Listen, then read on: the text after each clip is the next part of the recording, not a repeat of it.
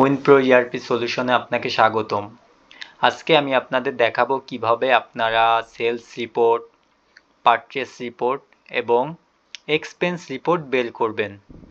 প্রথমে আমি Chrome browser থেকে সফটওয়্যার ওপেন করে নিলাম। তারপর আমি ইউজার নেম এবং পাসওয়ার্ড দিয়ে সফটওয়্যার লগ ইন করে নিব। সফটওয়্যার লগ ইন হয়ে গেলে প্রথমে আমি দেখাবো কিভাবে আপনারা পারচেস রিপোর্ট বের করবেন। এর আগেও আমি দেখিয়েছি কিভাবে পারচেস রিপোর্ট বের করবেন, তারপরও আমি আবারও আপনাদের দেখিয়ে দিচ্ছি কিভাবে পারচেস রিপোর্ট বের করবেন। পারচেস রিপোর্টের জন্য আপনাকে যেতে হবে এই পারচেস অপশনে, মোর ইনফোতে ক্লিক করতে হবে। তারপর আপনাকে একদম নিচে চলে আসতে হবে এই রিপোর্ট অপশনে। রিপোর্ট অপশনে ক্লিক করতে হবে। তারপর নিচে দেখবেন লেখা রয়েছে পারচেস ইনভয়েস।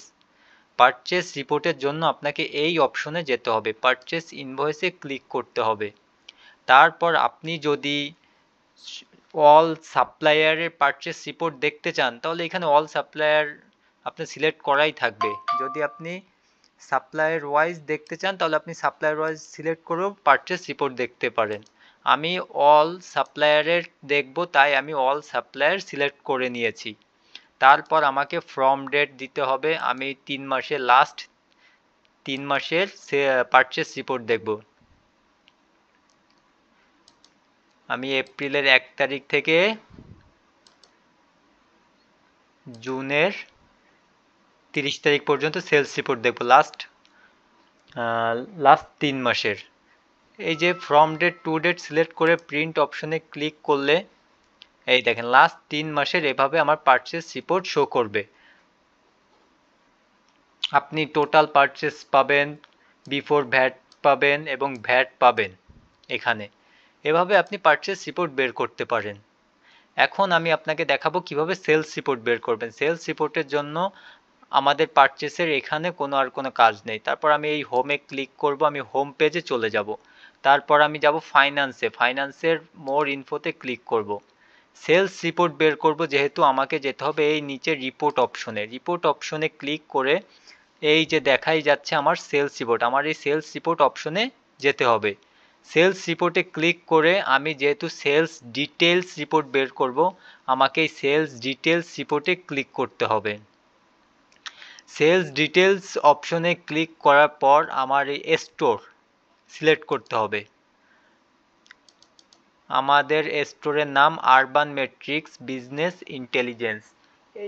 এইটা সিলেক্ট করার পর আমাকে দিতে হবে ফ্রম ডেট। লাস্ট 3 মাসের আমি সেলস রিপোর্ট দেখব, তাই আমি লাস্ট 3 মাসের সেলস সিলেক্ট করে নিলাম। তারপর সিলেক্ট করার পর জাস্ট স্টোর সিলেক্ট করতে হবে আর from date to date select করে প্রিন্টে ক্লিক করতে হবে। আপনি চাইলে প্রিন্টও করতে পারেন, আপনি চাইলে এক্সেলও নিতে পারেন। আমার প্রিন্টে আমি ক্লিক করব, এটা আমার পিডিএফে সেভ হয়ে যাবে। এই যে আমার লাস্ট 3 মাসের সেলস রিপোর্ট চলে এসেছে। এভাবে আপনারা সেলস রিপোর্ট বের করতে পারেন। সেলস রিপোর্ট বের এভাবে করে নেবেন। এখন আমি আপনাকে দেখাবো কিভাবে এক্সপেন্স রিপোর্ট বের করবেন। এক্সপেন্স রিপোর্টের জন্য আমাকে রিপোর্ট অপশনে যেতে হবে, তারপর একটু নিচে যেতে হবে। নিচে যে আমাদের এই যে এক্সপেন্স রিপোর্টে ক্লিক করতে হবে। আমরা যেই এক্সপেন্সগুলো সফটওয়্যারের জার্নাল এন্ট্রির মাধ্যমে এন্ট্রি করি, ওই রিপোর্ট যদি আপনি নিতে চান তাহলে হচ্ছে কি আপনাকে রিপোর্টে যে নিচে এক্সপেন্স রিপোর্টে ক্লিক করতে হবে। তারপর আপনাকে রিপোর্ট টাইপ সিলেক্ট করতে হবে। এটা খুবই গুরুত্বপূর্ণ রিপোর্ট টাইপ। আপনি যদি উইদাউট ভ্যাট ক্লিক করেন তাহলে আপনার উইদাউট ভ্যাট রিপোর্ট শো করবে। আপনি যদি উইথ ভ্যাট ক্লিক করেন তাহলে আপনার উইথ ভ্যাট সহ শো করবে এক্সপেন্স রিপোর্ট। আর যদি বলেন যে আপনি অল এক্সপেন্স দেখবেন, উইদাউট ভ্যাট এবং উইথ ভ্যাট দেখতে চান তাহলে অল এক্সপেন্স সিলেক্ট করবেন, তাহলে আপনার অল যত এক্সপেন্স আপনি ভ্যাট নাম্বার ছাড়া দিছেন এবং ভ্যাট নাম্বার সহ দিছেন সব শো করবে। আমি উইথ ভ্যাট দেখব, তাই আমি উইথ ভ্যাটে ক্লিক করব। তারপর আমি ডেট সিলেক্ট করব, ফ্রম ডেট টু ডেট আপনি দিয়ে দিতে পারেন।